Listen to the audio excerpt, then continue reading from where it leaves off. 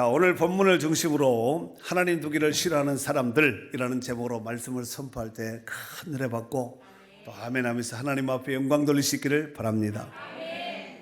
어제는 초복이었습니다. 그런데 대한민국 수도인 서울시청 광장 앞에서는 큰 축제, 어떻게 보면 그 집회가 하나 있었는데 바로 기어 축제입니다. 우리는 지금 장기간의 코로나의 전쟁과 방불할 정도의 힘든 여정을 지나왔는데 최근 정권이 바뀌면서 방역 지침이 조금 느슨한 틈을 타서 동성애를 합법화해달라는 나쁜 집회가 개최되어서 참으로 안타까운 현실 가운데 봉착하고 있습니다.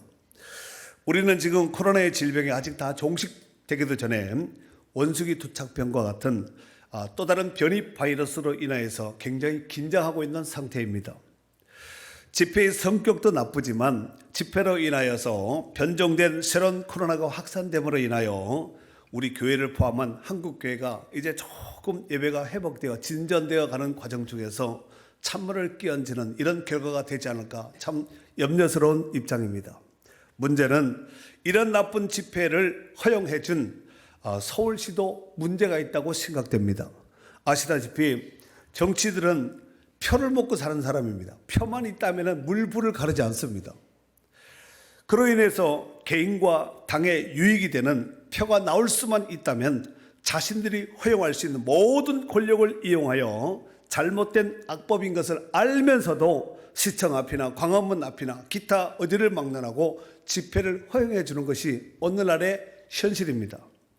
우리나라의 동성애자들의 이러한 집회는 최근 요 몇 년 사이에 발발한 이런 집회가 아니라 벌써 오랜 세월, 많은 세월이 흘러서 여기까지 왔습니다. 문제는 처음에는 불결하고 놀랍기도 하고 어떻게 저런 것을 사람들 백주대낮에 사람들이 이렇게 보고 있는데 저렇게 벌거벗고 저렇게 좋지 못한 행동을 할까? 아이들도 보고 사람들도 보는데 이렇게 해서 사실 처음에는 음지수부터 시작했다. 이 사람들이 점점 양질해서 지금은 대한민국의 얼굴인 서울시청 앞에서 지금 이런 집회를 대형 집회를 매년 하고 있습니다.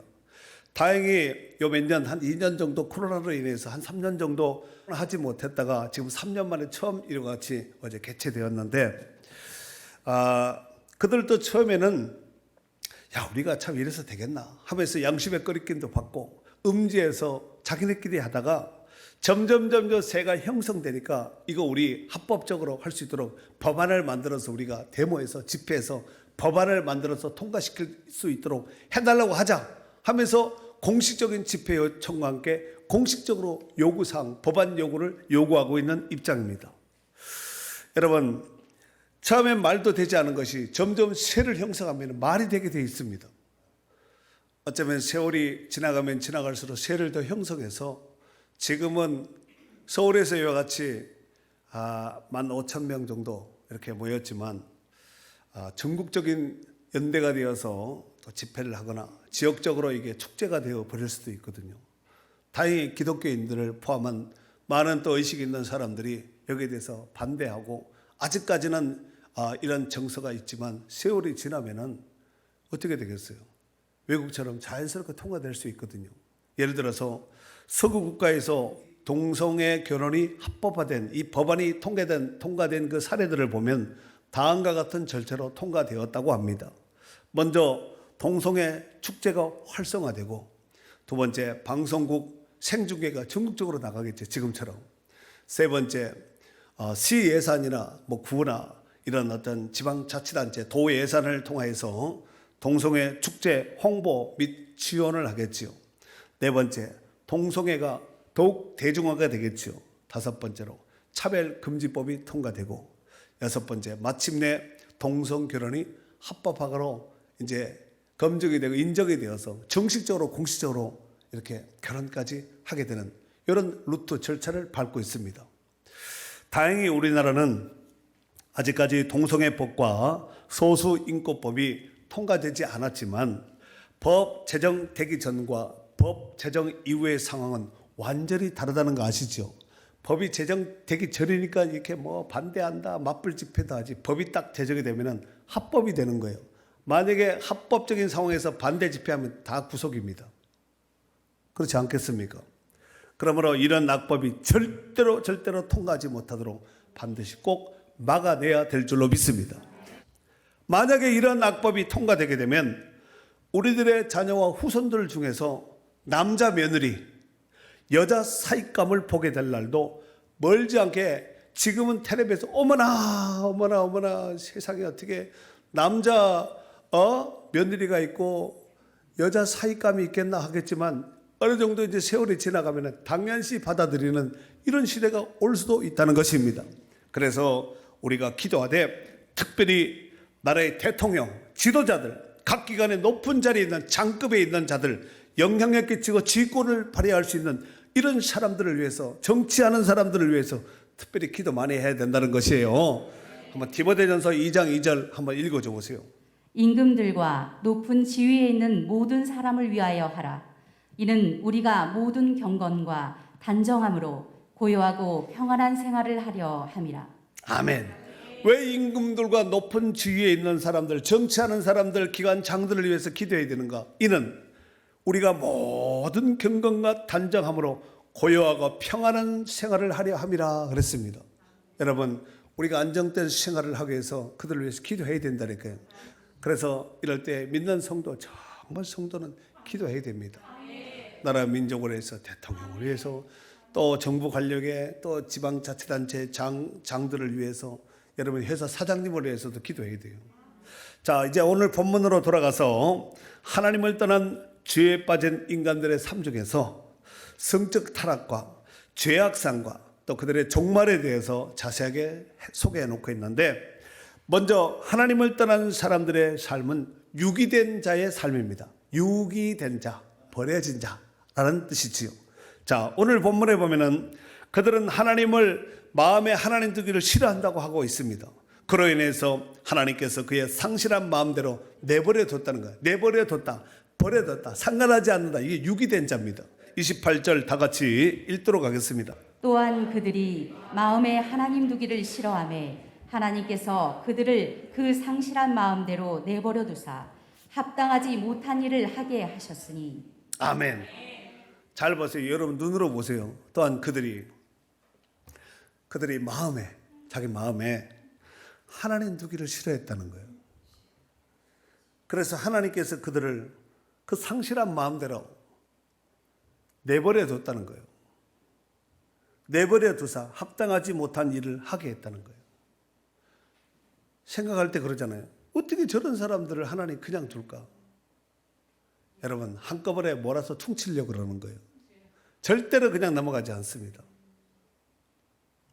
뿐만 아니라 그 위에 그 앞에 26절, 27절 한 번 더 읽도록 하겠습니다. 시작. 이 때문에 하나님께서 그들을 부끄러운 욕심에 내버려 두셨으니 곧 그들의 여자들도 순리대로 쓸 것을 바꾸어 영리로 쓰며 그와 같이 남자들도 순리대로 여자 쓰기를 버리고 서로 향하여 음욕이 부릴 듯하며 남자가 남자와 더불어 부끄러운 일을 행하여 그들의 그릇 때문에 상당한 보응을 그들 자신이 받았느니라. 아멘. 남자가 남자로 더불어 부끄러운 일을 하고 여자가 여자로 더불어 부끄러운 일을 행하는 것을 뭐라 그래요? 동성애. 성적 타락 가운데 가장 추악한 모습이 바로 동성애입니다. 구약 성경 레위기 20장 13절 말씀에 보면은 누구든지 여인과 동침하듯 남자와 동침하면 둘 다 가증한 일을 행함인즉 반드시 죽일지니 자기의 피가 자기에게로 돌아가리라 그랬습니다. 그렇다면은 왜 동성연애가 하나님 앞에 가증한 일이 되는 것일까요? 그것은 바로 하나님의 경지를 침범하였기 때문에 그렇습니다.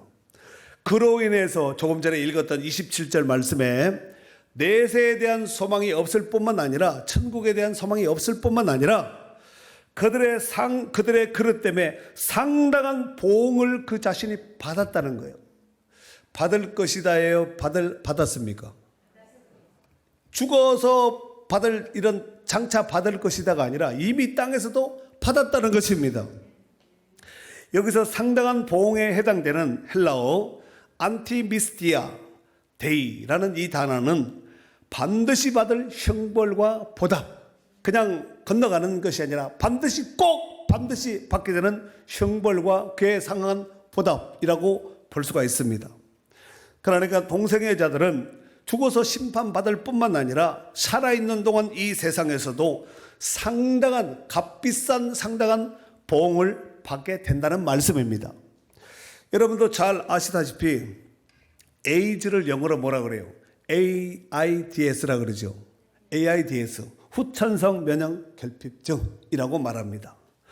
어떤 사람은 이 AIDS, 이 에이즈를 이렇게 한글로도 해석을 합니다. AIDS, 이제 다 살았구나. 이렇게 말하는 사람도 있습니다. 이는 에이즈에 걸리면 살 길이 없고 죽는 날만 기다려야 된다는 말입니다. 가망성이 없습니다. 그렇다면 에이즈는 왜 걸리게 되는 것일까요? 밥 많이 먹으면 걸려요? 교회 오면 걸려요? 왜 걸려요? 동성애. 여러분, 왜 인간들에게 이런 성적인 타락이 왔다고 생각하십니까? 하나님 앞에서 경건한 살지 못하고 성적으로 타락하면 이렇게 되는 거예요. 그로 인하여서 하나님이 아닌 피조물과 우상에게 숭배하는, 그것을 하나님처럼 섬기는 거예요. 성경에 다 나와 있지 않습니까? 그로 인해서 순리가 아니라 영리로 살기 때문에 인생이 괴롭고 고통스러울 수밖에 없다는 사실입니다. 어느 연구에 의하면 초기 로마 황제 총 15명 가운데서 한 사람을 제외하고 14명이 모두가 다 동성연애를 즐겼다는 이런 조사가 나와 있습니다. 옛날 로마 시대 때. 그 당시 로마 사회는 성적으로 매우 타락했습니다. 황제뿐만 아니라 귀족뿐만 아니라 심지어 밑바닥에 있는 노예들까지도 동성연애를 즐겼다는 것입니다. 그 후 콘스탄틴 황제가 즉위했습니다. 그는 다른 14명의 황자들과 달랐습니다. 그래서 고민하기 시작하는 거예요. 어떻게 하면 로마를 성적인 타락에서 구원할 수가 있을까 하고 깊이 생각 중에 무릎을 탁 치면서 옳거니 이거다. 기독교를 나라의 국교로 공인하자. 기독교를 공인하면 나라가 산다. 이렇게 생각을 하고 AD 313년에 로마의 황제 콘스탄틴 대제가 기독교를 로마의 국교로 공포했습니다. 그렇다면 그는 왜 그렇게 하였을까요? 기독교인들의 삶을 자세히 봤더니 언제나 하나님 앞에서 경건하게 살고 하나님 앞에서 순결하고 깨끗하게 사는 거예요. 여기에 큰 감동을 받고 이 콘스탄틴 황제가 로마를 살릴 수 있는 유일한 길은 오직 기독교를 공인하고 기독교를 전파하는 길밖에 없다라고 생각하고 처음으로 기독교를 공인하고 공포하게 된 것이라는 것입니다. 사랑하는 성도 여러분, 구원받은 성도들의 힘은 어디서 날까요? 즉 다시 말해서 우리의 힘은 어디서 나는 것일까요? 하나님이 함께 하실 때 힘도 나고 할 수 있는 용기도 나고 이기게 하실 줄로 믿습니다. 하박국서 3장 19절 말씀에 보면은 저 여호와는 나의 힘이시라고 했어요. 하나님이 나의 힘이라는 거예요. 하나님 힘, 내 힘. 하나님 백, 내 백. 하나님은 힘을 삼은 거예요. 시편 121편 1절 이하에 보면은 내가 산을 향하여 눈을 들리라. 나의 도움이 어디서 올까? 나의 도움이 천지를 지으신 여호와에게서로다.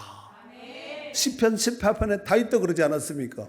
나의 힘이 되신 여호와여, 내가 주를 사랑하나이다. 다윗은 하나님을 자기 힘으로 삼은 거예요. 그렇습니다. 하나님을 가까이 하면 가까이 할수록 힘 있는 사람이 되는 거예요. 기도로 가까이 하고 말씀으로 늘 가까이 하고 성경을 통해서 주님의 발자취를 따르면서 가까이 해야 될 줄로 믿습니다. 시편 73편 28절 말씀에 보면은 하나님께 가까이함이 내게 복이라.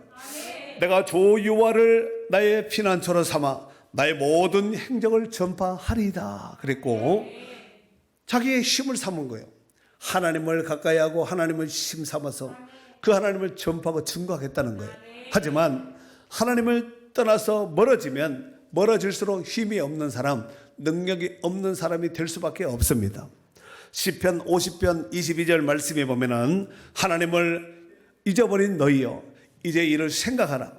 그렇지 아니하면 내가 너희를 찢으리니 건질 자 없으리라 했고, 디모데전서 4장 1절에 보면은 후일에 어떤 사람들이 믿음에서 떠나 미혹하는 영과 귀신의 가르침을 따르리라 하셨으니 그렇습니다. 하나님을 떠나면은 미혹하는 영, 귀신의 가르침을 따를 수밖에 없습니다. 그러니까 하나님을 가까이에서 힘삼고 정말 이 험악한 광야 같은 인생 여정 가운데서 우리 하나님을 힘삼고 의지해서 넉넉히 견디고 이길 수 있기를 바랍니다. 두 번째로 하나님을 떠난 자의 삶은 어떻게 살게 될까요? 자, 29절에서 31절이에요.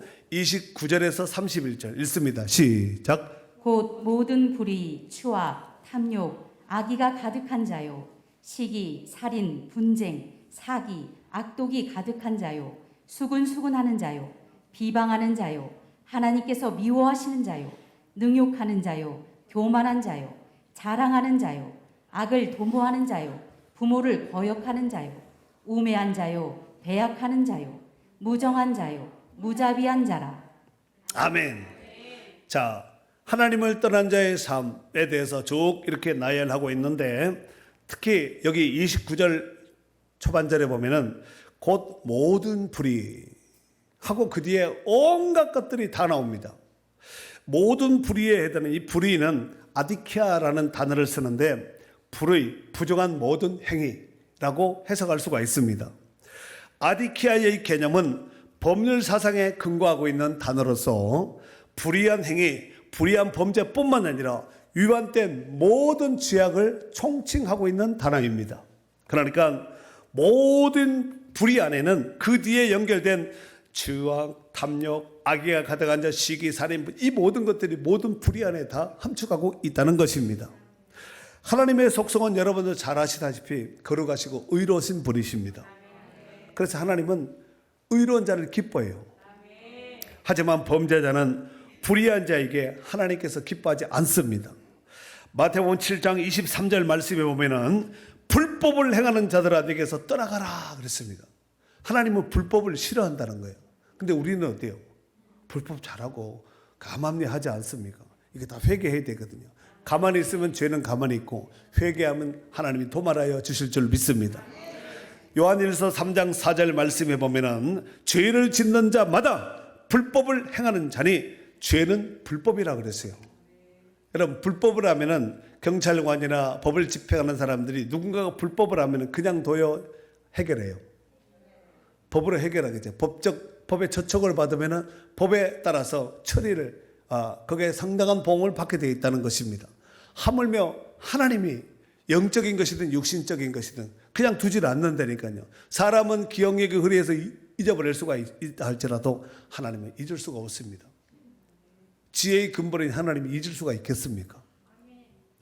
하나님을 떠난 자의 삶은 너나 할 것 없이 다 그렇게 사는 거예요. 이렇게 아까 그 모든 불의, 추악, 탐욕, 악의가 가득한 자요, 시기, 살인, 분쟁, 시기, 악독이 가득한 자요, 수군수군하는 자요 하면서 그 뒤에 계속 연결된 이 여기에 명시된 29절서부터 31절에 기록된 여기에 명시된 이 죄, 이 단어보다가 더 많으면 많은 적지는 않았습니다. 그렇지 않아요? 로마서 3장 10절 이하에 보면은 기록된 바 의인은 없나니 하나도 없으며 깨닫는 자도 없고 하나님을 찾는 자도 없고 다 치우쳐 함께 무익되고 선을 행하는 자는 없나니 하나도 없다다 그랬어요. 의인은 없나니 한 사람도 없다는 거예요. 문제는 우리도 다 전에는 다 그렇게 살았다는 사람들입니다. 그치로 살았다는 것이에요. 하지만 긍휼이 풍성하신 하나님의 은혜로 우리가 구원받아 하나님의 복된 자녀가 된 줄 믿습니다. 자녀가 되었으면 자녀답게 살면 되는 거예요. 오늘 제헌절이잖아요. 제헌절은 뭐한 날이에요? 법 만드는 날 아니에요? 우리가 그냥 살면 안 되고 뭔가 좀 국가의 정통성을 이제 세우기 위해서 명분을 세우기 위해서 법이 있어야지. 법 없는 나라는 무법천지가 됩니다. 그렇지 않겠습니까?